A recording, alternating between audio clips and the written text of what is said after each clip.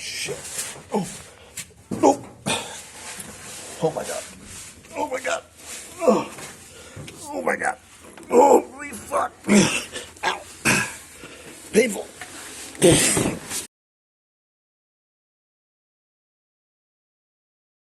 So, not much going on today. It's Sunday. Sunday before I gotta get up for fucking going back to work tomorrow. I had a couple weeks off, which was fucking amazing, but I really, really don't want to go back. It's gonna be a shit show, fuckfest nightmare. So,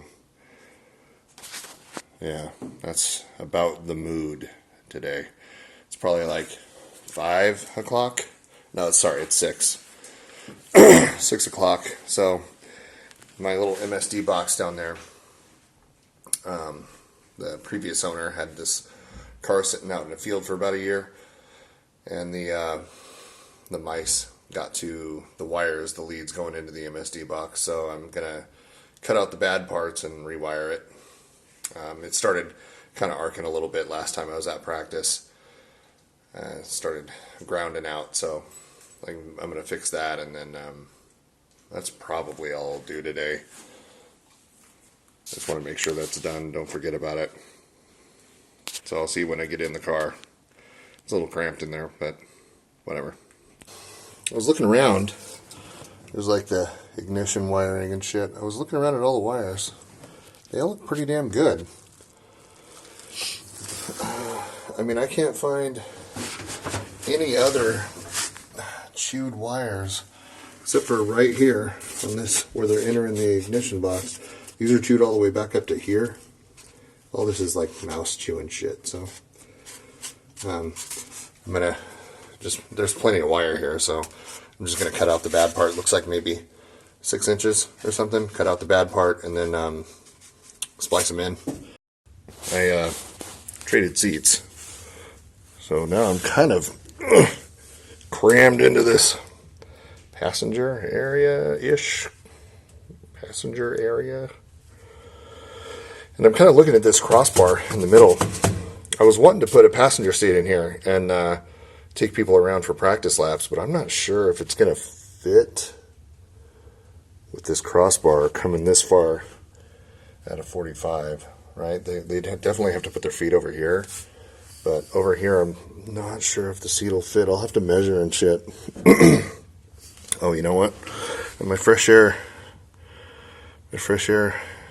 intake is right where the seat would go. I'd have to remount a couple things.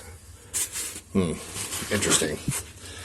Anyway, so there's little stubs off of this that are not chewed, just enough to get to, thank goodness. And then here's the other wires. I just trimmed them. I trimmed all the bad shit off. Here's most of the bad shit. It's the black one's pretty hashed. You can see the mouse chewing. Okay. So I trimmed all the bad shit off. Now I'm just going to put them together with connectors. I don't have a tripod or anything, so I'll just come back when it's done. I did want to show you some part here. I wish I had my little tripod, but I don't.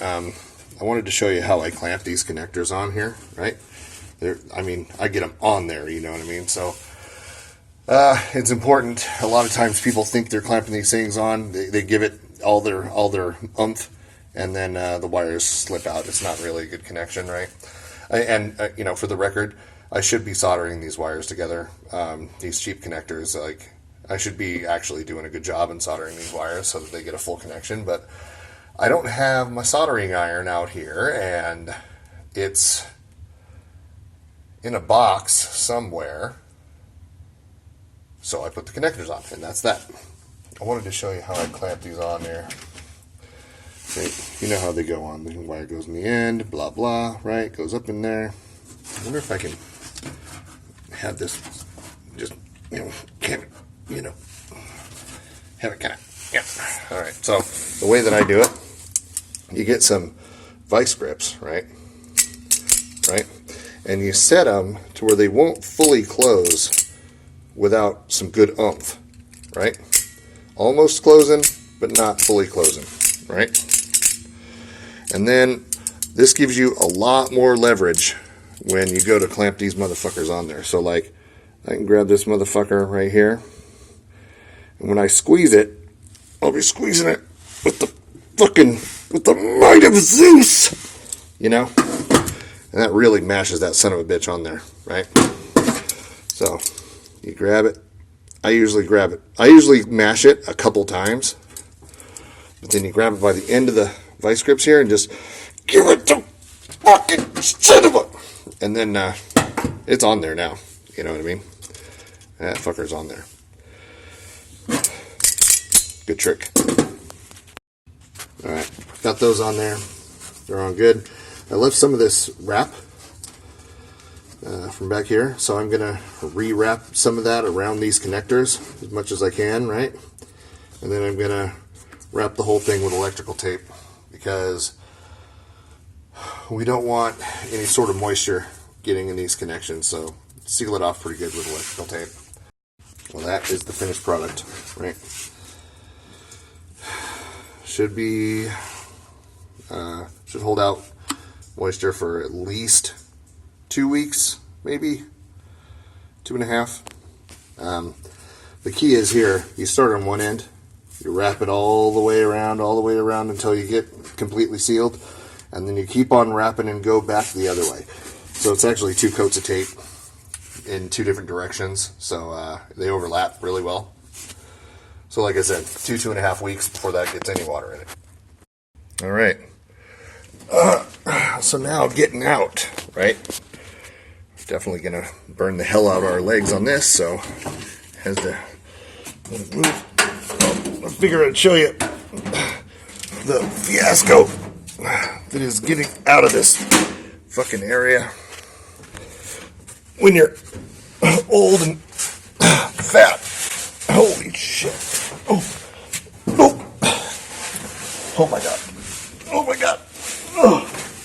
Oh my god. Holy fuck. Ow. Painful. Holy shit. Oh.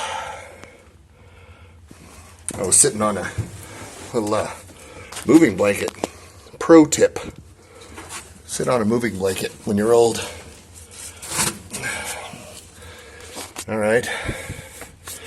Now, how's it going, dude? So, I got the old door panel off here, which means this window net rod is just kind of really easy to bend. Usually the door panel sits up here and supports your weight.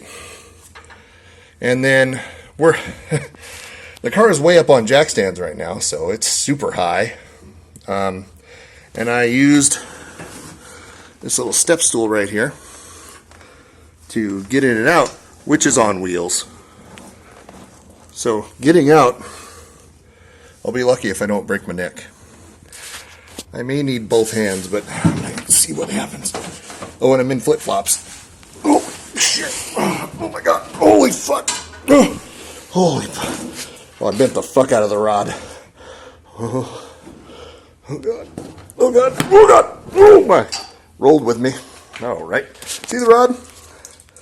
Oh. Oh, that's fine. That's fine.